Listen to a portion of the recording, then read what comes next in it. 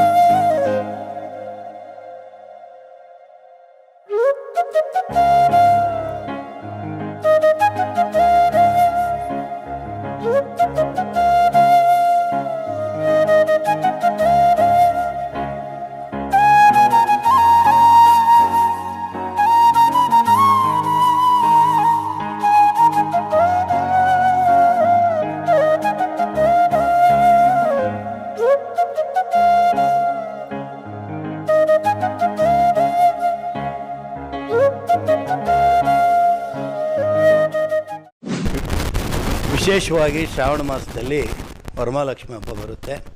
ವರಮಹಾಲಕ್ಷ್ಮಿ ಹಬ್ಬದ ಪ್ರಯುಕ್ತ ನಮ್ಮ ಮನೆಯವರು ವಿಶೇಷವಾಗಿ ವರಮಹಾಲಕ್ಷ್ಮಿ ಪೂಜೆಯನ್ನು ಮಾಡ್ತಾರೆ. ಪ್ರತಿ ವರ್ಷವೂ ಮಾಡ್ತಾಯಿದ್ದೀರಾ. ಇವತ್ತು ನೀವು ಬಂದು ಇವತ್ತು ನಮ್ಮ ವರಮಹಾಲಕ್ಷ್ಮಿ ಹಬ್ಬನ ತಾವು ರೆಕಾರ್ಡ್ ಮಾಡೋದಕ್ಕೆ ನಿಮಗೆ ಅಭಿನಂದನೆ ಸಲ್ಲಿಸುತ್ತಾ, ಈ ವರ್ಷ ನಮ್ಮ ಕರ್ನಾಟಕ ರಾಜ್ಯದ ಜನತೆಗೆ ಒಳ್ಳೆ ಬೆಳೆ ಮಳೆ ಬರಲಿ, ಒಳ್ಳೆ ಬೆಳೆ ಆಗಲಿ, ಎಲ್ಲರ ಮನೆಗಳಲ್ಲಿ ವರಮಹಾಲಕ್ಷ್ಮಿ ಹಬ್ಬನ ಆಚರಿಸಲಿ. ಎಲ್ಲರಿಗೂ, ನಮ್ಮ ರಾಜ್ಯದ ಎಲ್ಲರಿಗೂ, ಈ ರಾಜ್ಯದ ಕೇಂದ್ರ ಮಂತ್ರಿಗಳಾದಂಥ ನಮ್ಮ ಎಚ್ ಡಿ ಕುಮಾರಸ್ವಾಮಿಯವರು ಹೆಚ್ಚಿನ ಸಹಾಯವನ್ನು ನಮ್ಮ ರಾಜ್ಯಕ್ಕೆ ಮಾಡಲಿ ಅಂತ ವರಮಹಾಲಕ್ಷ್ಮಿ ಹಬ್ಬದ ಪ್ರಯುಕ್ತ ಅವರಲ್ಲೂ ವಿನಂತಿ ಮಾಡ್ಕೊತ ಇಡೀ ಕರ್ನಾಟಕ ಜನತೆಗೆ ವರಮಹಾಲಕ್ಷ್ಮಿ ಹಬ್ಬದ ಶುಭಾಶಯನ ಕೋರ್ತೀನಿ. ಪ್ರತಿ ವರ್ಷದಂತೆ ಈ ವರ್ಷವೂ ಕೂಡ ನಾವು ವರಮಹಾಲಕ್ಷ್ಮಿ ಹಬ್ಬ ಮಾಡಿದ್ವಿ. ಶ್ರಾವಣ ಮಾಸದ 2ನೇ ಶುಕ್ರವಾರ ಹಬ್ಬ ಬರುತ್ತೆ. ನಮಗೇನೋ ಒಂದು ಈ ವರಮಹಾಲಕ್ಷ್ಮಿ ಹಬ್ಬ ಅಂತಂದರೆ ತುಂಬ ಸಂಭ್ರಮದ ಹಬ್ಬ. ಮಹಿಳೆಯರಿಗೆ ತುಂಬ ವಿಶೇಷವಾದಂಥ ಹಬ್ಬ. ನಮಗೂ ಲಕ್ಷ್ಮೀ ಪೂಜೆ ಅಂದರೆ ಭಾರಿ ಸಂಭ್ರಮ, ಸಡಗರ.